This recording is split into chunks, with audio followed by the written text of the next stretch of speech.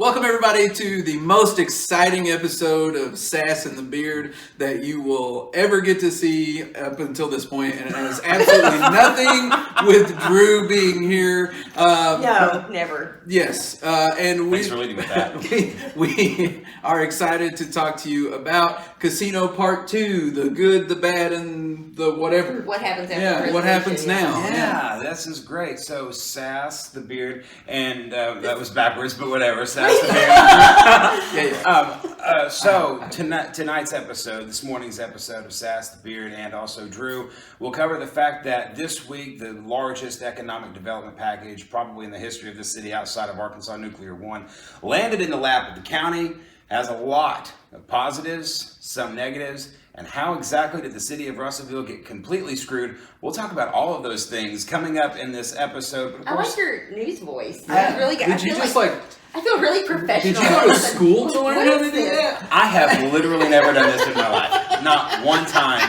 This is a completely new thing for me. Is this like your first time on camera? At least the second time. At least the second time. The first one, you know how that was. Yeah, that was fun. Okay, anyways. You have to improve. Meeting, of course, last night as we record this on a Wednesday. The meeting was Tuesday. So by the time you watch this, it was earlier this week. And the Polk County Quorum Court issued a letter of support for Legends Group, who will now have the opportunity to start construction of the casino resort after, of course, tomorrow's the racing commission, well, and there's a couple of of legal battles. But as it stands right now, they're the folks who got the letter of support.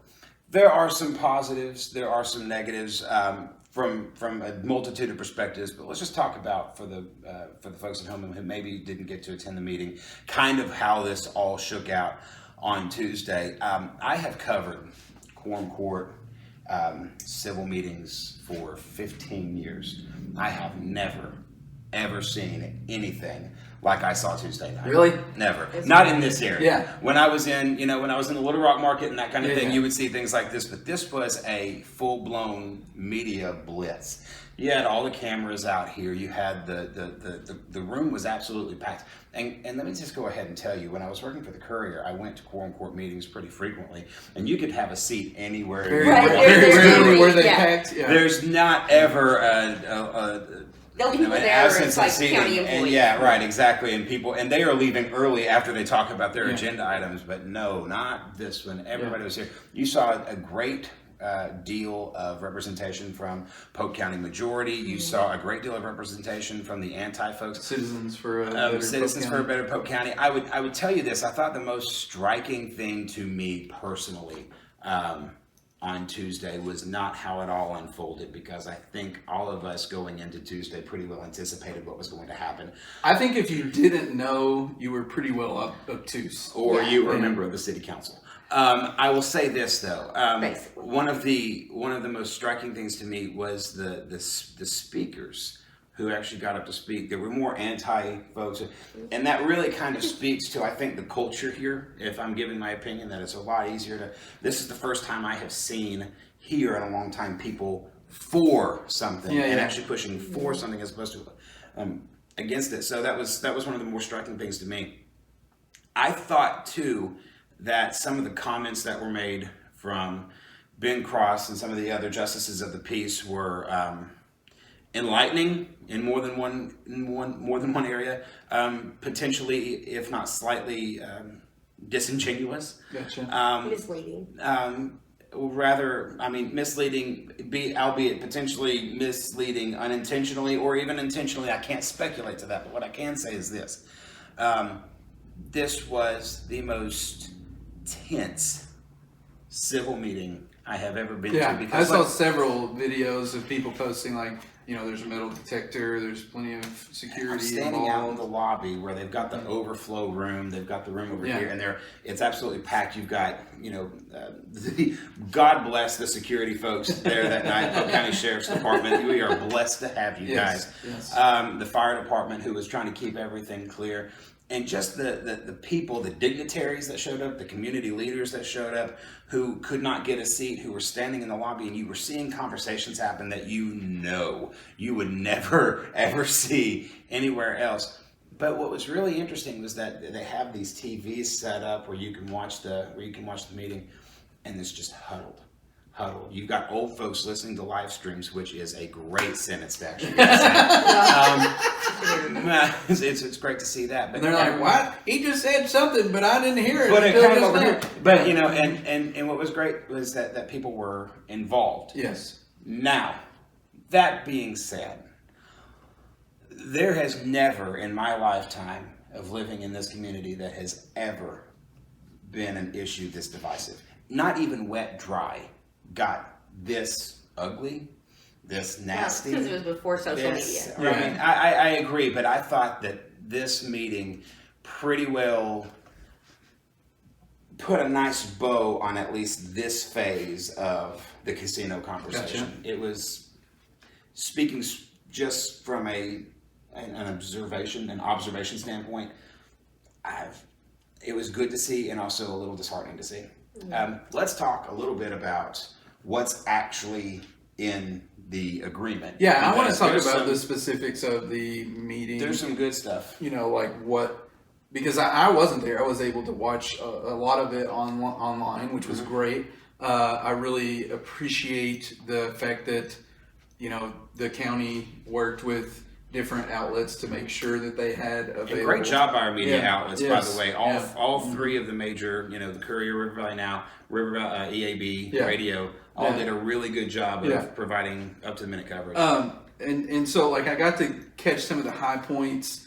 I saw some of the photos, people posting, but there's still not a lot of detail, you know, and what detail there is, like, I want us to be able to go through a little bit at least so that people can find a way to navigate through it.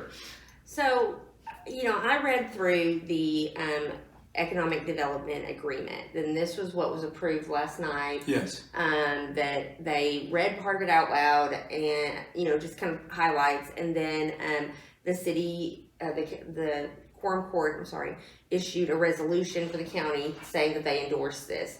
And so... so this, just to layman's terms, this economic development package is a description of the upfront money that the county and cities will get, and it divides it into specific sections, and there are agreements within it that talk about specific actions that the operator and the county will work towards. Right, and it has the details of the project. So, you know, it explains, I mean, how much you know, $225 million in addition to the economic development fee. It has all the details on the facility, which, you know, that's kind of been covered. There's some some great stuff out there online on that, and so I don't really want to get off into that too much. But a couple of things I haven't seen on the publicity stuff is that they are planning to have a landing zone for air ambulance in case of emergencies, as well as a substation for local law enforcement. And so those were some great things that were in there. One of my favorites was the $13 an hour minimum wage for any casino employees that are not tipped workers. And they have the $2 million community investment grant, which I think is wonderful. And that's an annual thing. But the best thing I saw in there on that is that they tied that to the consumer price index. So they tied it to inflation. Yes. So it's going to go up every 5 years. They're going to review it. And so it's not just going to be like 20 years from now, we're going, oh man, $2 million isn't as much as it was 20 years ago. Yeah. It'll have gone up by then. So I think that's awesome. It's kind of a small thing that's in there that you might not really catch that. Well, just like the 3% employment of people with disabilities. I thought that was a really good... great way to like grow the community, like support even. And, really, you know, invest in our community. And I'll tell you, last night I asked my boss to send a text on to Legends Cherokee folks and tell them how much I really like that, because I have a child with a disability. And they, what they replied back was how much they're looking forward to taking care of everyone in the community. So they're just nice folks. But anyways, there's also, you know, lots of information in here about the how the utilities and infrastructure will be set up.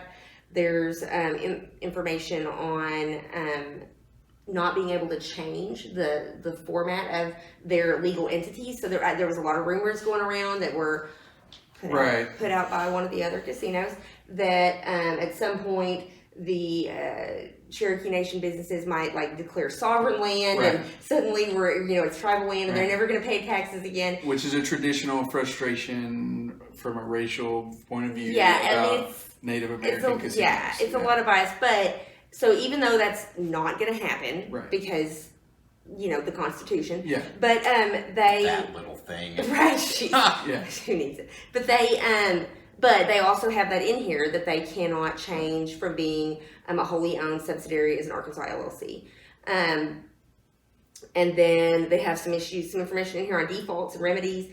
But then one of the things I thought was really interesting towards the end of this is that they have an exclusivity agreement. So that says that the county shall not negotiate or enter into another economic development agreement or any similar agreement to this agreement with any other party so long as this agreement has not been terminated. And so that's pretty interesting because we know that the Racing Commission is planning to open up a window for other applicants in case someone were to receive a letter, but this says they're not planning to issue one. Right. So that may really, by the time this airs, we'll know what the Racing Commission has said. Right. But at this point, it makes it kind of interesting. Right. They'll have to negate this agreement completely. If they were going to issue it. So does that mean we need a 90-day window? You know what I mean? Yeah. So, but that'll be answered by Saturday, so I'm not going to get off that. So anyways, that's kind of the step. But then the big thing in here, the biggest thing there is the money. Yes. There's $38.8 million coming into Polk County. And there's a list of all kinds of different groups quickly that are... too, by the way. No. It actually doesn't come that quickly. It is... within the operator shall deliver within 30 days of the successful resolution of all litigation or administrative challenges relating to the issuance of the license. Once they know that they're the ones for sure. And the legal challenges are done. Yes. They'll write a check within 30 days. Yeah. Okay, but what's most striking about this economic development package is what's not here. Yes. So let's talk about there's lots of stuff here, and that's out online. Y'all can find it. Yes, you can find this document on our Facebook page, which you are currently on to watch this video. Yeah, so it'll be there, but let's talk about what's not in here, because what's not in here is the city of Russellville. So as we mentioned at the very top of this whole thing, there has been positives and negatives about this whole thing, depending on your perspective. And I think it's incredibly... I would say if you live in Russellville, I think it's negative regardless of your perspective. I agree, by the way, with that wholeheartedly. I'm trying to be a little... News anchor. I gotcha. It's a kind of... screw that, I'll just be me. All right, this is horse crap. This is our crap. We're trying to make some sense of this deal because when you were looking at the specifics of it, the folks in Pottsville, the folks in Atkins, the folks in London are staring $1 million check in the face. They're getting a 1 year of their operating budget. Right. Yes. Let's explain that. Yeah, so 1 year of their general fund operating budget. Yes. That, so when you look Which at means what? So basically that's payroll. How much it costs to the city of Russellville's operating budget is $12 million, and 80 to 85% of that is payroll, police, fire, the city employees, and the rest is for administrative. We're not talking about that. So, City Hall, the employees of the city. Okay. And so that is a huge part of their day-to-day that they'll get. Right, so it's like if you had your 1 year of your salary. Right, yeah, if somebody walked up to you another year and said, just on top of here's your regular budget, not your savings, not your... Go out and do all the exciting what you would things normally spend your money on in a year, this is here. Right. And, so what would you do if you had a year of salary? That's what we're talking about. Right. And to everybody but Russellville. And for all of these other cities, that is an amazing thing that they're going to do a lot of wonderful, cool things for the community, and I am so excited for them. Except it's not happening for the city of Russellville. Okay. Not at all. So wait, what I want to say is there are two ways to look at this. I know that one side, to be fair, to the other side, they say that are okay with this, and I don't know if there's very many of them that live in Russellville, but for the people outside of Russellville that are okay with this, the officials who created this, they say that, okay, we're going to have the casino create the convention center and the water park, and that'll free up all that money for Russellville. So that's their argument to say that this is justified. Once. Take it or not. Right. But at the end of it, and in my opinion, there's 11 or 10 million dollars of convention center right. And so I've heard that from some elected officials. Yeah. I started kind of getting pulled into this over the last weekend when all of it was starting to come out, and they and there were some officials saying, this is what this is. It's going to free up money, but there were plenty of other officials on the court saying, "Ha ha, the city didn't want a casino, so you're not getting the money." And so you can look at it either way, but honestly, I think that the convention center, I think that's messaging. Right. And I think the real deal is the city didn't want to come to the table, so the city got screwed. So the reality that we are hearing is that the city government of Russellville has been anti-casino from the beginning, and that not each individual council member, we're not. But it's official position. But the official position from multiple leaders has been, we don't want the casino. We don't gamble with Russellville's future, I think was the campaign. Yeah, several people campaigned on strictly that. So again, he's just gonna freak out. The political hit, to an extent, has been all on the county throughout this issue because the city has been able to say, we're not dealing with the casino. And the county has had to deal with it. Yeah. Full on by them, just because they've been the decider. Yeah. And they were dealing with it before public sentiment kind of changed. Yes. And everybody jumped on board. I mean, they've been dealing with it longer than that when people weren't being so friendly about it. Yes. And at that time, Russellville was not on board to try to make that easier for them. No. Nor communicating that we know of, because we're, we haven't seen any transparent communication. Shocking. So whose fault is this? It's not mine. It's not my fault anymore. Not it. Yeah. Would you like for me to get in on that? that? What I wanted to know, I've got it. Because I was furious when I saw this document. Like jumping around my living room, saying words that I won't say on camera, and are you freaking kidding me, and those kind of things. Like, where is Russellville's name in this? Because where it's going to be is within 2 miles of our city, or at some level within our city limit. Therefore, our police and fire and EMS and general infrastructure and the streets and the drainage and the water and everything, all the utilities, all of that brunt of that is going to be our problem. And then the addition to whatever criminal element, or the addition to whatever road structure and everything that the city spends money on, we're going to spend more of it because of this. Right. And yet, the only money we're going to get for it is money that we already got set for something else, Which we wouldn't have to spend on that. Right. But here's the thing, all right? And while I appreciate the fact that it's not money that you have to spend on this particular thing now, this is, as you were mentioning earlier, it's messaging.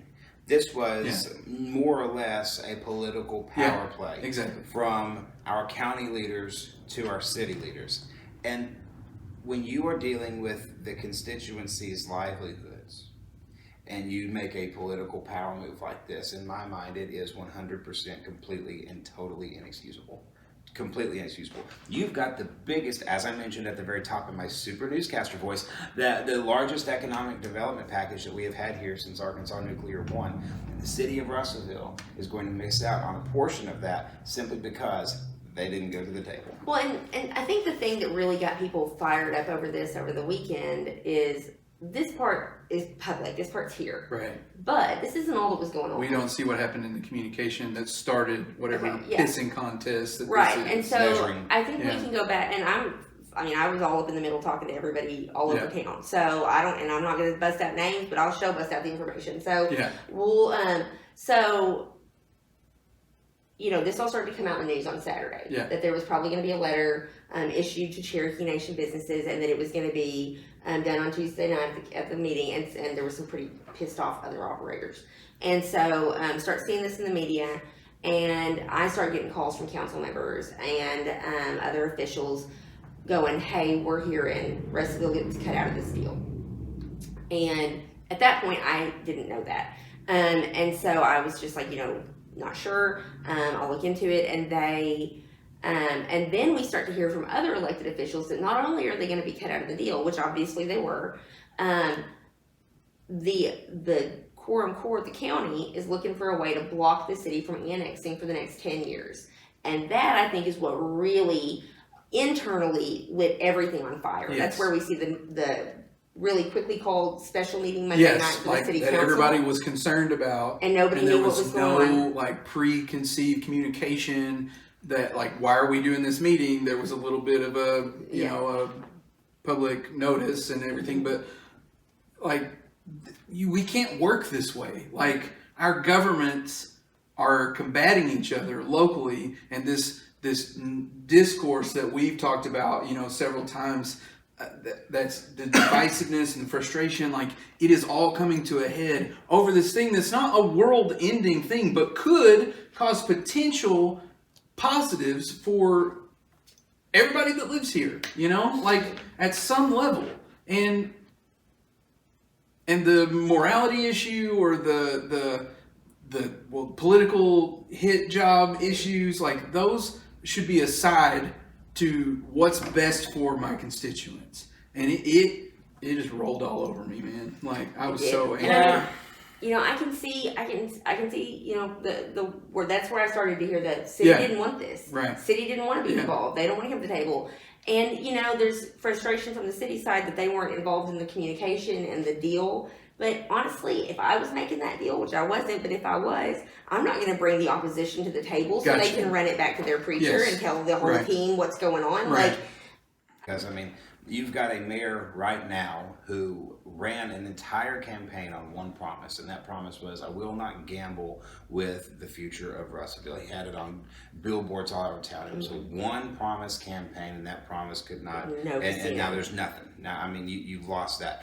The problem that has arisen from this entire thing is that now, because of this position, from not just the mayor, by the way, it's been a couple of different council members too who have been so very vocal. It's been a state representative who's been very vocal about the fact that no, we don't want a casino. While I can fault the county in one way, by saying, listen, Russellville is still inside the county. You should still be taking care of them.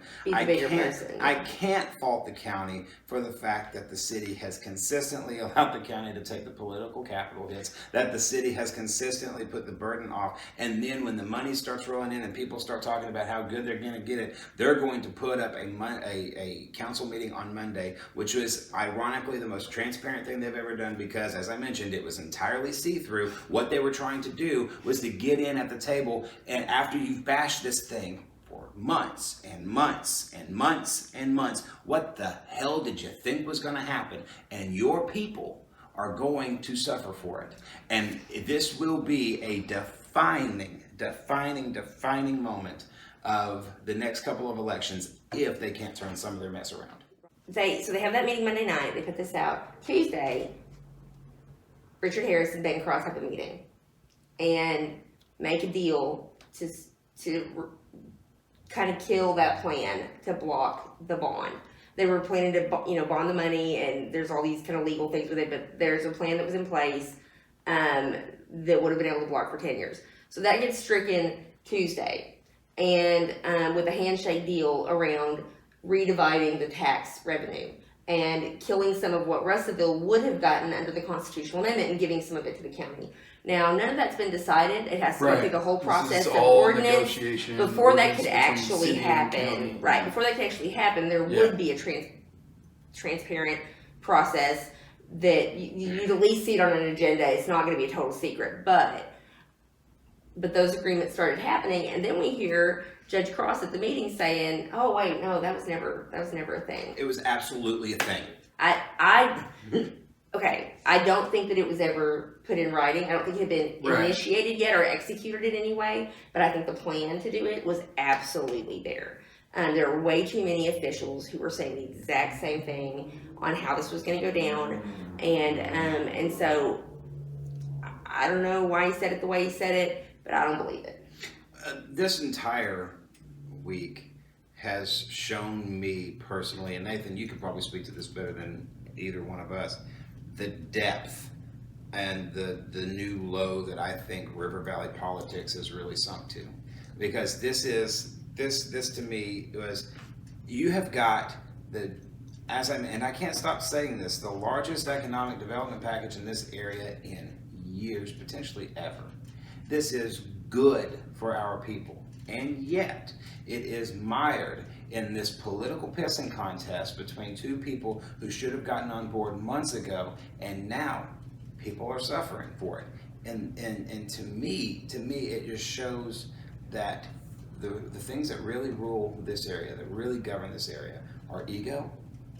It's going to be non-official PACs in the form of particular churches, and that to me is, it's not, the word is inexcusable, but I think it's sad. It's the good old boy system, guys. Yeah. Like we talk a lot about this political system of not technical backroom deals, but backroom deals. Mm-hmm. We talk about coffee with so-and-so and phone calls that can't be FOIA'd, and everything is a communication and handshake that nobody saw, but it's not conspiratorial until it shows up in an ordinance. Mm-hmm. Because remember, we had this conversation. Well, no, I don't remember us having that conversation, and so I did this. Because at any point in time, they could just say, well, we never talked about that, because there's no record. There's no proof. Right. And if you can't prove it, it didn't happen. Yes. I mean, really, in politics, yeah, so everything we're talking about is conjecture. We weren't there, we didn't have a camera, we didn't have a written documentation. Yeah. But it's reasonable to believe. But I'll tell you that I believe it. I believe it personally. I believe it. Yeah, but I just want to make clear, like, we are not making stuff up. Like, this is what we've all heard, and it's all from clear the same people. From the same people. And to me, talking about the political aspect of it, in my view, the best political move that would have been a healing for the city and the county, at least for the constituents, and B, would have been a better opportunity for the constituents of Polk County, because 66 or 7% of Polk County's citizens are in Russellville, would have been for Ben Cross to be transparent and say, hey, you know what? I've taken the hit on this for the last 6 months, and the city has, or these city officials have said they don't want it, they don't want it, they don't want it. But you know what? As the judge of the county, I am going to negotiate on behalf of the constituents that these people are not willing to negotiate for. Mm-hmm. And he would have come out as king, as the best guy. And like, maybe the anti-people would have still been mad, but they're mad anyway. Well, they don't like anything. Yeah. Right, they don't like anything. I mean, from at least this specific economic development package that we've been talking about for the last 6 months, like, they're opposed to it. So they're going to be opposed. Right. You're not going to change those minds. Right. So the one thing I'll say is $12 million is a lot of money to try to get added in. Yeah. And I know that Cherokee was already going way above what anybody else was offering on economic development. And he had a purse that he wanted to meet. Right. He's got a lot of budgetary things that he wants to make sure he gets. From their side it was, this is what we want to do for the community. It's really your decision how to split up. Yes, and so, I understand. Yeah, and so this definitely, to me, there's lots of stuff on social media going, oh, people are getting bribed, people are getting this and that. I really don't. I have not seen anything that indicates that that's happening. Doesn't mean I look. People have told us a lot of things that we never expected to be told. Yeah. So if they're talking to each other, but that I actually don't. We've never heard that. No. So when people talk about backroom deals, I don't think that anybody's getting rich off of this. I think that people have let their egos and their personality conflicts and their drama get in the way of being a public servant. Right. Yeah. And that is a problem. Yes. And I think there's blame to go around. That doesn't fall on any one individual, but I will say, in my opinion, the largest share of that blame falls on the mayor of Russellville. Because I believe that his way of handling this from the beginning, this is the same thing he's done in the dispensary. It's the same thing that happened with Smashing Sports. It's this, I'm going to stand on my principles, my morals, my values, which there's nothing wrong with, But then at the very last second, when everything's going to hell, I'm going to crumble and take the shit deal so that we get something. Let me say this too. There is absolutely nothing wrong with having a set of principles, morals, and values, and I don't believe that's what you're saying. But I think it should be made clear that that's all you have to really live your life on. It gets really murky when you are starting to talk about community work, because you have to look out for the best interest of all people that are underneath. And where I fault Richard Harris specifically, and I know I have been hard on this guy, I don't know necessarily that he has had the best shake when he in his first 8 months as mayor. I really don't. I don't think anybody could have predicted the year that this man was going to have. On that same token, though, we knew. Yeah, everybody knew 6 months ago that this was going to happen. Yeah, didn't know who the operator was going to be, but we knew the casino was going to happen. And to me, it's beyond comprehension that from things that we have heard, that this apparently took the city by surprise. Yeah, 2 days before a letter is written, they're having a special meeting saying, we're willing to discuss and talk to you. Yeah, the day before, yeah. What kind of bubble are you living in that you don't see it actually coming? And that right there is where I fault them all. I mean, it was the worst kept secret in Russellville for 2 weeks. Everybody knew that's what was coming at this next meeting. You didn't know, but everybody suspected. It was implied in that August 1st meeting that this thing was reported that it was going to happen by statewide and local news outlets. Like, if you didn't have any idea that they were going to at least discuss specifics of signing a letter, like, you gotta get your shit together, folks. I want to live in the bunker that they live in, because it is nuclear proof. It is news proof. There is nothing getting in that thing, because it's astounding to me. When we talk about the fact that we knew, we didn't know specifics, but we had I could walk into that meeting Monday and tell you that the council is going to try to come out in support of this, because they figured out that Tuesday there's going to be a letter of support written. And I, who am no longer in the media, I'm just kind of around and an activist more or less, knew that. Well, how did they not know? It got moved up to Tuesday, but it had been set for that Thursday for 2 weeks. Yeah. That 2 weeks, they should have been jumping through their ass to get a deal, to make sure they should have been doing it before that, but at least that last period.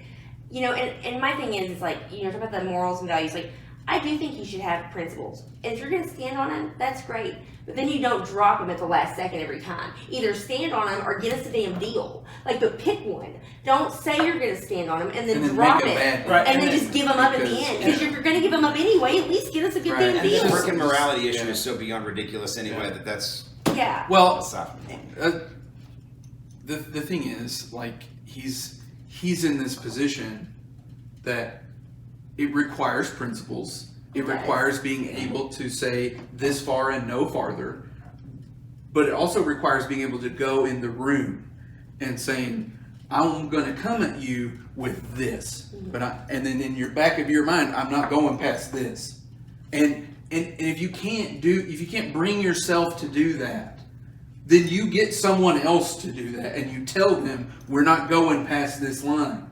And because it's about the money for your community. I'm not talking about selling your soul. This thing was thrown in our lap. It's not something that we got to choose specifically, and we're past it. Like, we can't now go back. Like, we're way too far past that to be able to do anything about it. So suck it up and let's make a decision. Like, let's not hem-haw around about it for 6 months. Like, oh, what are we going to do? And have a meeting or have a discussion or not have those things.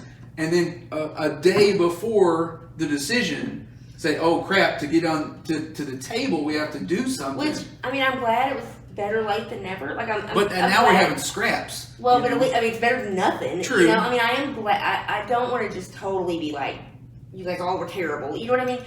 I know that wasn't easy for him, because I do believe that his sincere morals are opposed to this, and that's Agreed. totally fine. 100%. There's nothing wrong with that. Yeah, Like, I'm not judging that at all. And I think that he is a very principled man. Like, I admire that part. Right, I do, and bless him, because that's hard in politics. Mm-hmm. Like, I think honestly, I think you're too good for politics. Like, you're too good. You might be too nice for this. You might be, but because you can be a really good person and a really bad politician. But but the thing is it's like, okay, if these are your sincere morals, and you see the writing on the wall, this is coming. You could be at the table, negotiating to try to mitigate the things you're concerned about. Right. Just to work on things. Like, we're really concerned about the sex trafficking or whatever, and like that we want this people thing, losing their money, or you know. something. Yeah, addiction counseling. I mean, to be there too, which there is. There are wonderful things in this deal about addressing addiction counseling. So, but I mean, if those are your legitimate concerns, and you know it's coming anyway, then your responsibility as a public servant becomes. How do I get the best deal for my people? You can still stand on your principles and protect these things. And have a discussion. Yeah. And if you're worried about the political hit with that, you have to learn how to get somebody to spin that for you, not lie. You're saying, look, yes, I'm opposed to this based on principle, but what I did, this is exactly what Ben Cross did at the meeting. What we're doing is we're making the decision instead of the racing commission making it for us.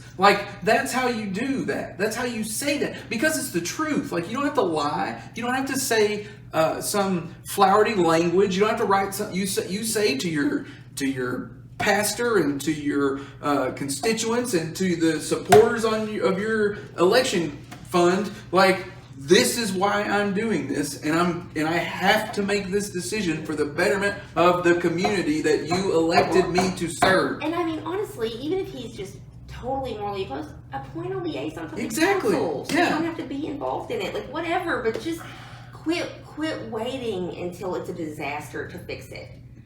Before this becomes a show about we try really hard in this show to look at the details and to be fair, even though we may have a different point of view about things a lot. So I don't want to just be, this is, the city destroyed our future, because they didn't. Because like you said, they didn't. there is still great opportunity because of this. And with that, with the agreement that seems to have been reached, the city being able to annex is going to be huge. It's a huge development for this town. Yes. So yeah, there are good things coming. If that happens. Yeah. And so what I would like to do is the next steps are work a deal with the county to make sure we get the annex. Let's not give up any of the tax revenue that we're going to get if it's annexed, because we're not getting the upfront money.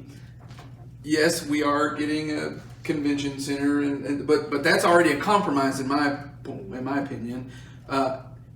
And let's find a way, whether it's multiple JPs and multiple council members, whether it's Cross, Harris, and everybody together. Let's find a way for transparency, for getting along. Let's find a way to have a conversation about this that benefits the people of our community.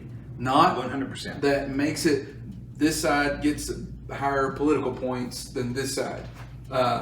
Or this side gets to be in charge over this side. We're not talking about our curtains. We're talking about serious issues that have to deal with people's everyday life. Right. And I think that's the source of my frustration. Yes. Here. Because when you have something like this that lands in your lap, this doesn't happen. Right. Stuff like this just doesn't happen. Even if you think it's a bad thing, what lemonade can you make out of the lemons? Right, exactly. How do you turn it around? The resort is a catalyst for economic development. $38 million. Right. How do you make that kid? This is the catalyst for major economic development throughout the city, in my opinion. Now there is reason for retailers to look at this place and go, I think maybe we want to invest here. Yes. Right. There's restaurateurs who are out there and say, okay, now they're giving us $100,000 a year for economic development to our alliance, right. The people that go out and look to bring in new businesses. how do you argue with that? Like, that's a good thing. And now because there is a destination place likely coming to the city, you've got reasons to want to invest here. Yes. So please don't misunderstand. I think this is outstanding. But we're super excited about the deal coming here and everything. Like, all of it's wonderful. It's just, it's frustrating to see the result of all this opposition, and that the people who pay for it are not the politicians, it's the people who live here. Right. And that is what frustrates me more than anything. Because it's not going to bother any of the city council members and the mayor or the quorum court and the judge. Like, it's not going to bother the people who are in opposition to this and paying for the money that's coming out of their pocket because they have it to blow.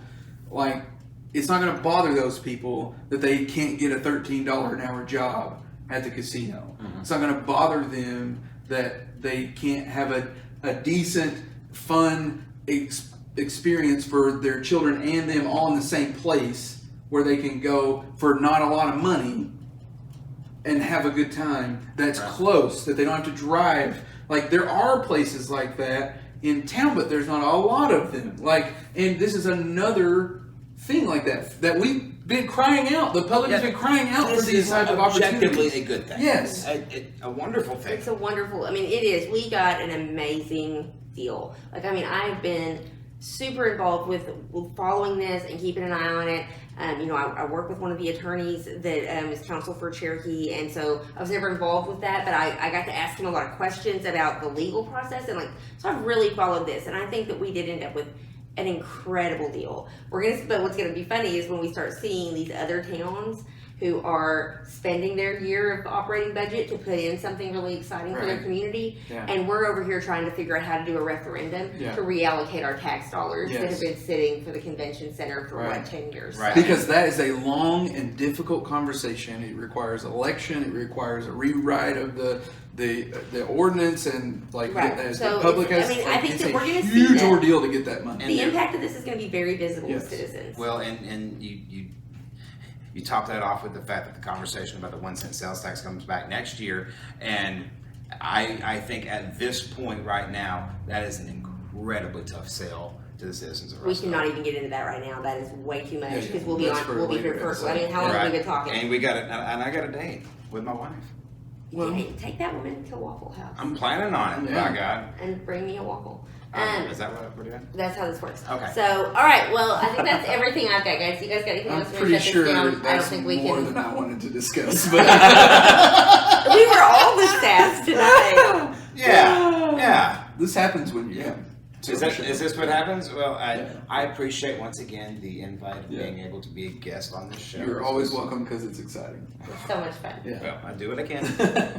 All right, thank you guys. Listen, if you have comments, which I'm sure that you do, please, if you've gotten this far, let us know. Hey, this one I bet was a little more. So. Please let us know what you think about what we said. We will engage with you on our social media. These videos will also be on YouTube because we want other people to be able to see them, hopefully. And share it with your friends, and visit us again next week for another episode of Sass and the Beard.